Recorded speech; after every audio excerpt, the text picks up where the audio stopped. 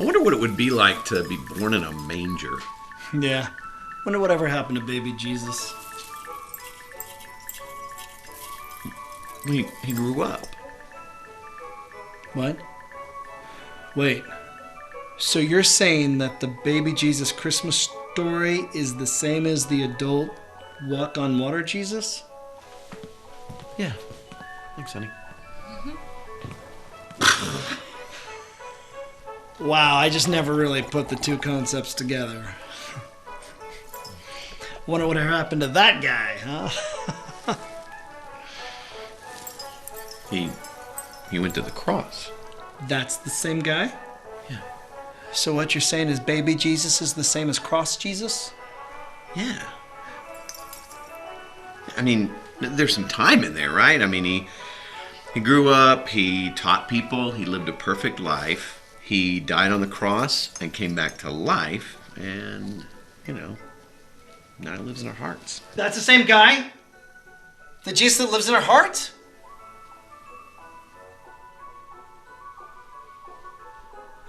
Okay, I was really... Oh, wow.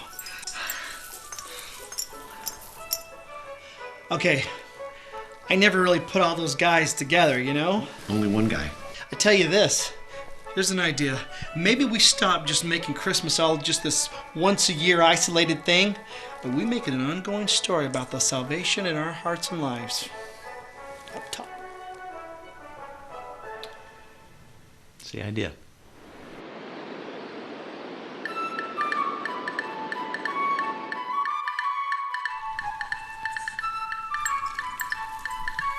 Is this the same?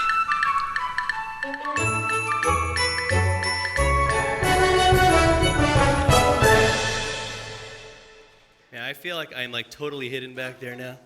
Like it was good before with the pulpit, but now the poinsettias, I'm in my own little Christmas zone. I could be back there napping, and I don't think everybody over here would know.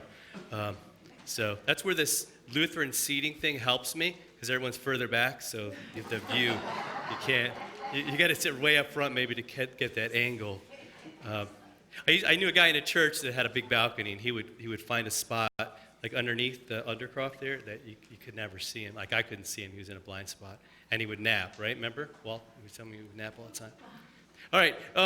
Christmas is just one of my favorite days out of the year, and probably one of my favorite Christmas movies, at least funny Christmas movie, Christmas Carol, hands down.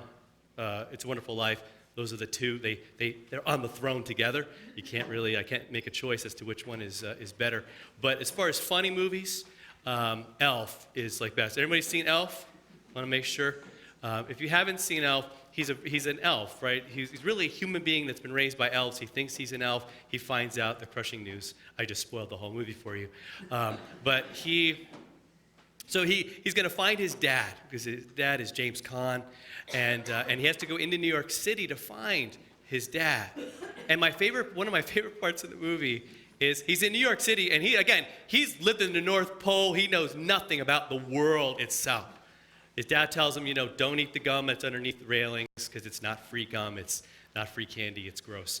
But he goes into a coffee shop, and the sign on the coffee shop says, "World's greatest cup of coffee," right? And he walks in, and he's like, You did it! And they're all looking at him like, what is wrong with you? And he's like, you did it! World's greatest cup of coffee! And it's like, wow. I mean, this guy really does not get out at all. And so often we laugh at that, but we do that a lot. In fact, advertisers do it all the time. They make claims that there is just no way that could be true, correct? Now, the closest they can get is, voted Chester County's #1 pizza place or something like that. But I was looking online and just, Google the word ultimate and then put anything on the end of it. You could Google ultimate recipe. I Googled ultimate pizza because I love pizza. Right? Pizza should be the Christmas dinner thing. That's what we should do. But there's actually a place called Ultimate Pizza. And I find it strange that there's multiple locations of Ultimate Pizza, because if you're the Ultimate Pizza, you just need one store.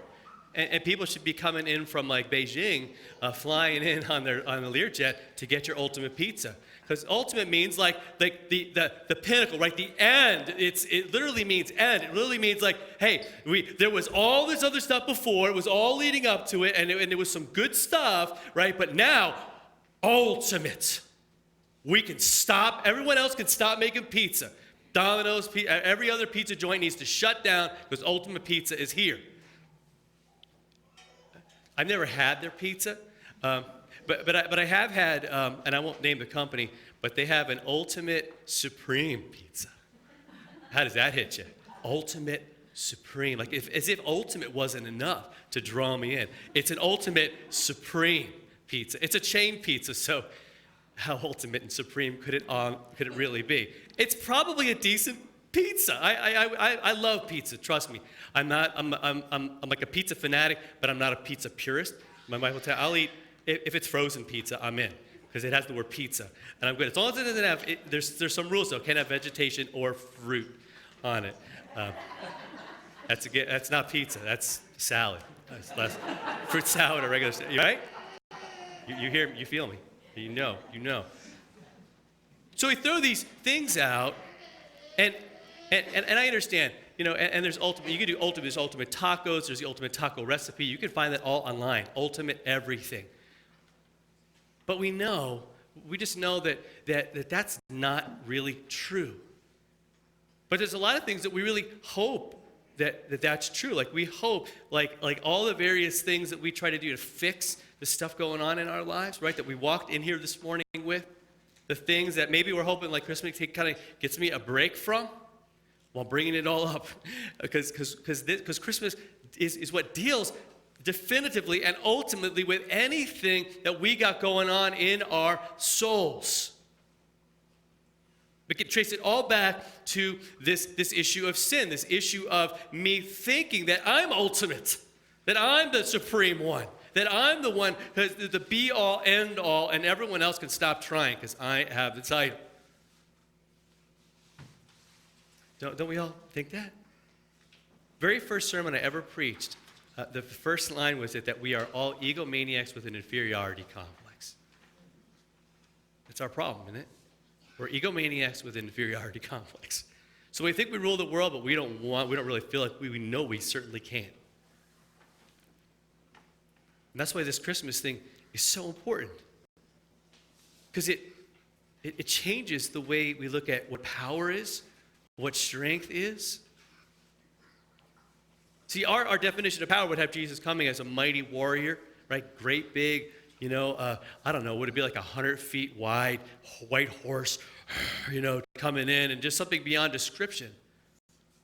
But he comes as a baby, born in a stable. The lowest of places, the most humble of places, comes the ultimate. Hebrews 1 says, long ago, he's looking back in history of God's people, right? Go look in your Old Testament, look through the story, Abraham, Isaac, all the rest. Many events, many times, in many ways. What did God do? He spoke to our fathers, right? If you look back, he spoke to the people that came before us by prophets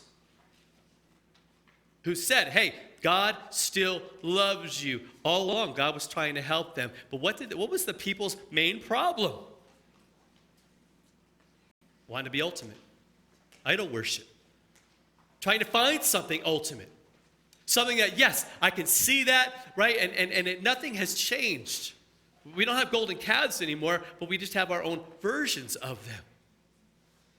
Something that makes me important, something I can control, something I can figure out. And God comes in and says, whoa, you can't do any of that. And actually, it's creating quite a train wreck for your life. And it leaves you often feeling lost, alone, and helpless and hopeless. And God says, hey, I've got hope for you. I have love for you. Because in these last days, God has spoken to us by his Son, whom he appointed the heir of all things, through whom he created the world.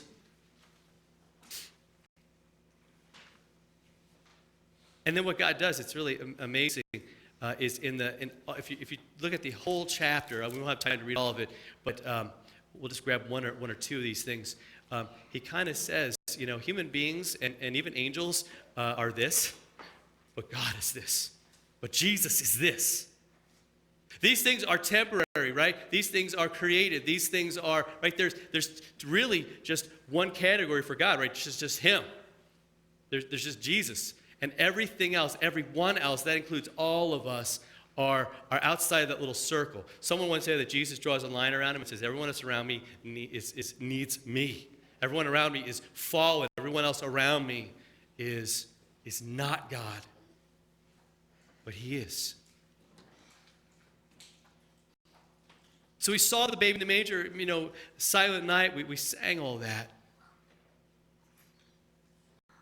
But look at what that Silent Night is. Look at what that babe in the manger is.